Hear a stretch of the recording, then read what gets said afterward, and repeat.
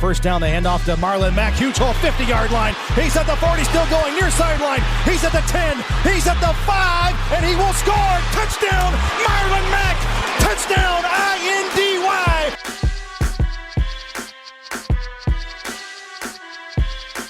And again, it's picked up. It's Darius Leonard. Leonard with his second INT, and he's streaking down the near sideline. He's at the 40. He's at the 30. He's at the 20. He's going to go. A pick six for the Maniac. Horseshoe is back, baby. The horseshoe is back. What is going on, everybody? Welcome back to the Bring the Juice Colts podcast. I am your co-host, Derek Larger, and joining me, as always, is your other co-host, Mr. Cody Felger. And today we're bringing down the post-game. We're giving you a post-game review here of the Colts Week 1 game against the Jacksonville Jaguars. So, as we said in the stream, guys, the Colts still have yet to win a regular season opener since 2013 against the Raiders, and have still not beaten Jacksonville in Jacksonville since 2014. A rough game where we lost 27-20 on the back end of a couple interceptions and some questionable play calling. So I guess, Cody, we can mention the first thing here, and we were talking about, holding people accountable, and I think that's the best thing we can do right now, and we can talk about our coaches here. I mean, how much of the blame do we put on the head coaches for not getting this team ready and not, just not putting guys in the right positions to succeed? I put a big blame on them, honestly. And I said this on the stream, Derek, and now we're a little bit more calm. But really, come on, you had weeks and weeks to prepare for them. You had no preseason games. You knew Jacksonville. And so I'm totally just distraught by this still. How do you allow this to happen? And then I put a big blame on the coaches. I mean, really, it's your job to get your players prepared. It seems like every time the Colts play an opponent that they should beat by double digits, they play down to their competition. They do little things that are dumb and mess them up when they really should have stepped on Jacksonville's throat a lot of different times. They let them stay in this game, and ultimately, man, they paid the price for it. And some of the things that people were definitely questioning was the multiple times that one of the times where we got stuffed at the line of scrimmage on a 4th and 1 inside the 5 early in the first quarter, and where Nyheim Hines ran the ball. A lot of people were questioning why we were having Hines run the ball. And obviously, Eberflus was a little bit to blame there too, for a lot of people wondering about the zone scheming and why we could not do anything on the defense. But we'll talk about that a little bit more. But obviously, guys, some coaching issues that need to be addressed as well when it comes to game planning and how we figure this out.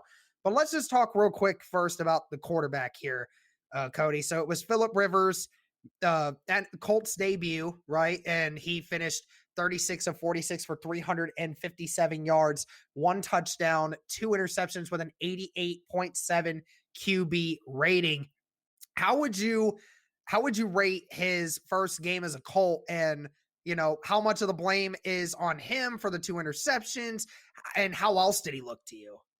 Yeah, I mean, in terms of pushing the ball down the field, I mean, he certainly did a lot more than Jacoby Brissett did last year, and we thought that would happen. I mean, the Chargers last year had one of the top passing attacks, but, the thing is, those 2 interceptions, they stand out. I mean, they were dumb plays, a lot of dumb plays on Phillip Rivers, in Phillip Rivers' department, where he was just staring down receivers and just threw bad balls. And honestly, yeah, I mean, I really blame him for both those interceptions. He almost had 3, but it got called back for a defensive holding call. So, Phillip Rivers did a good job in terms of accuracy, and he got, he got all of his guys involved in the passing attack pretty much.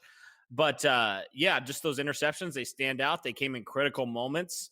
But overall, if you take the interceptions out of it, which is a big part of I feel like Phillip Rivers looked pretty good and pretty on sync with his wide receivers. So overall, I mean, if I'm giving it a grade, I'd probably give him probably about a C+. I mean, those 2 interceptions really bring it down quite a bit. But overall, I thought that in terms of moving the ball down the field, the Colts had no problems doing that. Now, if Rivers can make a little bit better decisions, maybe it's a completely different ball game. But that's kind of where I'm at with Rivers. Where are you at, Derek? I'm going to go a C+ as well. It was, the 1 touchdown to 2 interceptions is obviously not good, but I just felt that the Colts didn't really game plan very well to get Rivers more attempts at his wide receivers. I mean, his running backs had half the catches in the game today. So I get trying to use the running backs, but man, like there are other guys on the field, like, I mean, T.Y. Hilton, who we're going to talk about here in a minute. And, Michael Pittman only had 2 catches and Zach Pascal only had 2 catches. I mean, he spread the ball around a lot. I just felt like he should have been more dominant in trying to get the ball to his primary guys more often. It just felt like he was always trying to hit the running backs instead of trying to just get the receivers. But overall, again, when you throw 70% completion percentage, actually higher than that, and you throw for 357 yards, obviously he was moving the ball down the field. So I can't complain about that. But 46 passes, that's where we're going to get into our next part here, Cody. Another question that we had about about Frank Reich today. Why 46 passes? Why only 20 rushes? Why? Because we said we wanted to be a top rushing attack this year. Why did we go away from it, Cody? Well, obviously Marlon Mack, that injury is significant. He's probably going to miss the season, which really stinks on all ends.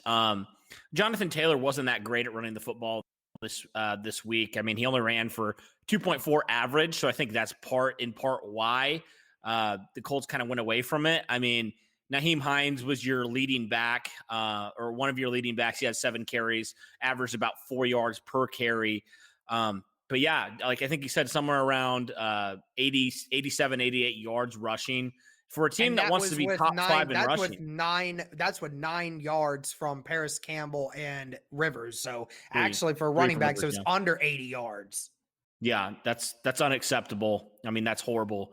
But for a team that wants to be top 5 in rushing, not a great start at all. And Taylor just didn't look great, I guess. You can kind of blame the offensive line too. I didn't feel like Taylor had a lot of openings a lot of times. So overall, I just felt like the running attack kind of went stagnant when Marlon Mack went out. That's certainly going to have to change next week against the Vikings. So yeah, it just was a weird game because we felt like in the pregame and everything leading up to that, the Colts are going to be able to run the ball really well against this Jacksonville defense. Did not do that at all. It was really weird. It was weird that Jacksonville actually outran the Colts this week. Super odd. So, but yeah, 46 passes for Phillip Rivers is unacceptable. You shouldn't have him be throwing that much. And I do feel like if the Colts would have been able to run the ball a little bit more and kind of ride the hot hand, Rivers wouldn't have had to throw it so much. But as it stands, 46 passes. That's what we said.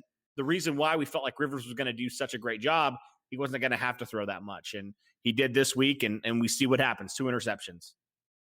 And my question is also, like, where was Jordan Wilkins? Why didn't we use him? Like, we had multiple times where, there were multiple times where last season Jordan Wilkins came in replacement of Marlon Mack and took over the spot. But, like, why didn't we use him? That's my question. I don't know why. I really don't. Yeah, I don't know. It was weird. It really was. But I guess we'll see him more in the coming weeks with Mack out for the year. So be interesting to see what happens there with Wilkins. I mean, very happy the Colts decided to keep Wilkins and keep 4 running backs because we thought, we didn't think Mack was going to miss the season, but we thought, historically Mack has not played all 16 games since he's been drafted. So we'll probably need Wilkins for a game or 2. But, that's the beauty of the Colts drafting Jonathan Taylor and then also having Wilkins on their roster now. So, yeah, overall, it was a bummer. It's a bummer for Marlon Mack, bummer for the Colts, but they got to figure out this running attack. They have to figure it out. Jonathan Taylor's got to get going this next game or else they're going to be in big trouble. Yep, absolutely. And let's go to the wide receivers here because we kind of talked about it in the end. We talked a little bit about it in the stream that, T.Y. Hilton early in the first half was doing really well, but in the fourth quarter, he struggled. He had 2 drops and 2 very pivotal drops, especially on that last drive where the Colts were trying to tie the game up, and he's the one that dropped 2 passes. So, T.Y. Hilton was talking for a lot last week that, I'm excited for this team and I can't wait. You're going to see a new team here. Well, I mean, TY, we certainly don't want to see you dropping the ball in pivotal moments like that, man. I mean, that's unfortunate. And Michael Pittman only had 2 catches today, and Zach Pascal had only 2 catches today, and Paris Campbell was the most effective wide receiver today, where he had 6 catches for 71 yards. So he was doing his part for sure, opening some things up. And, Jack Doyle had only 2 catches. Mo Alley Cox had 2 catches. Hilton had himself 4. So, I mean, and the majority of the catches came from Jonathan Taylor and Nyheim Hines. Yeah. They had 14 of the 36 between the 2 of them. I mean, what can we say about this group, Cody? I guess we can say that, it's a good thing they're spreading the wealth around, but I mean, I was just looking for somebody to dominate, and nobody really did that. No, they just didn't give him a ton of chances either to do so. So I was hoping the Colts would use Michael Pittman in the red zone. That's why you drafted him. He's a 6'4", almost 230 pounds. Why don't you use him? I was kind of shocked by that, quite honestly, that the Colts decided not to use him. But it was just weird, man. It was just a weird game where I felt like the Colts could expose. I mean, C.J. Henderson had a great game. Like, let's not crap on C.J. Henderson. He had a great game, but I felt like you could still expose some of the secondary. A lot of unknowns at that point. And there were some injuries throughout this game where I was like, you can expose this defense. And the Colts just didn't, for some reason, really take any of those deep shots. And so, I don't know. It was just weird for me that the Colts didn't elect to do that at all, really, or give any of their receivers. They did a lot of under and cross routes a lot of times, but they didn't really try to go deep. And when they did, it was Rivers staring down a receiver who's double covered. So, they didn't give their guys really much chances to go up and get a ball, like we Rivers likes to do. So just weird for the wide receivers. Not a great day for them. They just didn't get targeted enough, honestly, in my opinion. And so let's talk about the offensive line real quick. You obviously mentioned that the running attack on the offensive line was not very good today. But one thing I guess we can say in regards to the offense when it comes to pass protection, it was pretty good. Only 1 sack today for a 6-yard loss. So I think that's pretty solid, first game, first time. And, Josh Allen being on there, I think that the pass protection for the Colts was pretty good today. Gave Rivers plenty of time to throw the football most times. So I think we can at least take that for one positive thing. Yeah, that was a positive. The Colts did a really good job of protecting Rivers, and that's what they needed to do. And so I was glad that they were able to pretty much contain Josh Allen for the majority of that game. So, overall, I felt like the Colts protecting the quarterback were pretty good, but definitely a lot of things in that they got to clean up in running the football. But not the best day for this offensive line, I'll say that. Yeah, definitely will need to get better. Let's go to the defense here real quick. So, obviously, the defensive line. A lot of people were wondering how more effective is this defensive line going to get? Well, they had 4 sacks in the game, but when you're looking at the effectiveness overall in regards to slowing down the run and getting consistent pressure, the Colts did neither of those. So, I mean, the 4 sacks were nice, but they really didn't do much in the grand scheme of things, because Minshew was still having a career day. Mm-hmm. Yeah, this defensive line, they had their moments, but this is why the Colts signed DeForest Buckner, traded for DeForest Buckner rather, and then signed him to a big contract. You wanted to get pressure on the quarterback and, consistent pressure. You had spurts of it last year, but you wanted it to be consistent, and the Colts just did not do that. They didn't get pressure on him. A lot of times Minshew had a clean pocket, and he could really kind of rip apart this zone coverage, and that's what he did. I mean, he didn't have a ton of passing yards, but he was effective. He really was. He only had 1 incomplete pass the entire game. He only threw for 173 yards, but he threw for 3 touchdowns, no interceptions. So, when you give I would say Gardner Minshew's a pretty decent quarterback.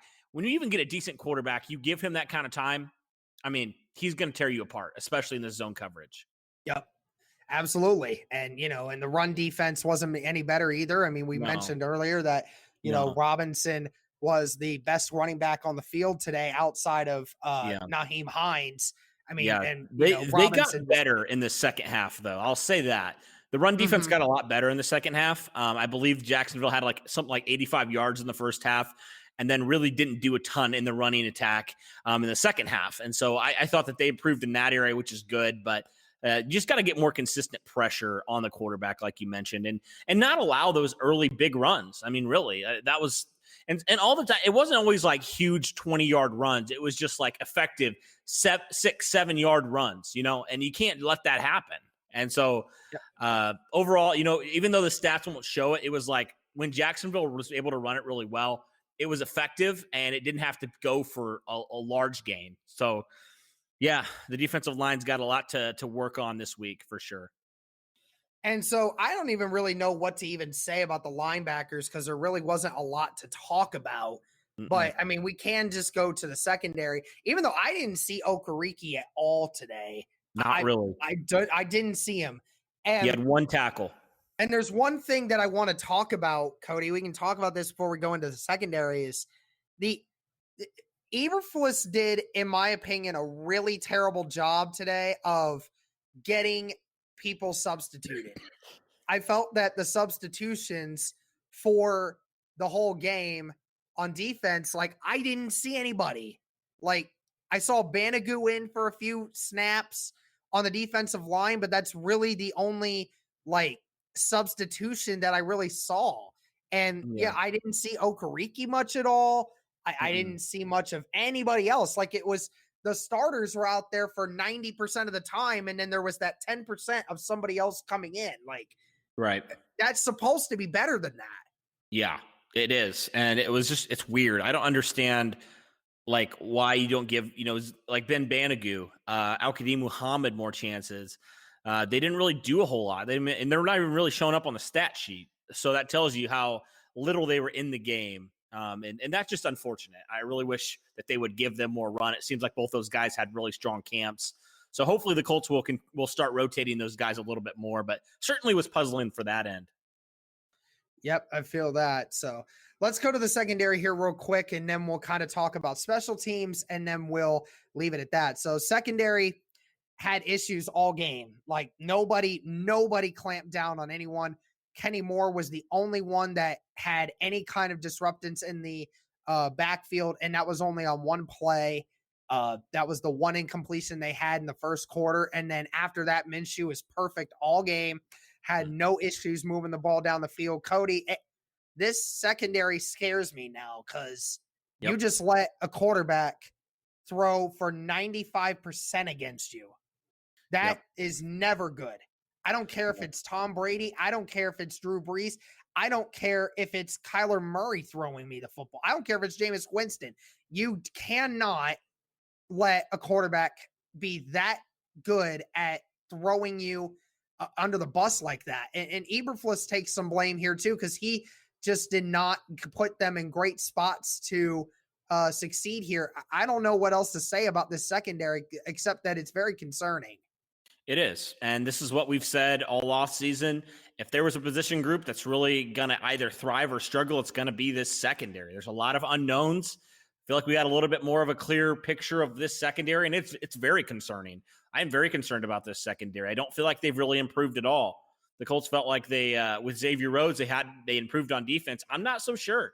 He had some bad plays this game. So that's still obviously early. So we'll have to wait to see exactly what happens there. But Malik Hooker did not have a good day. He's playing for a contract.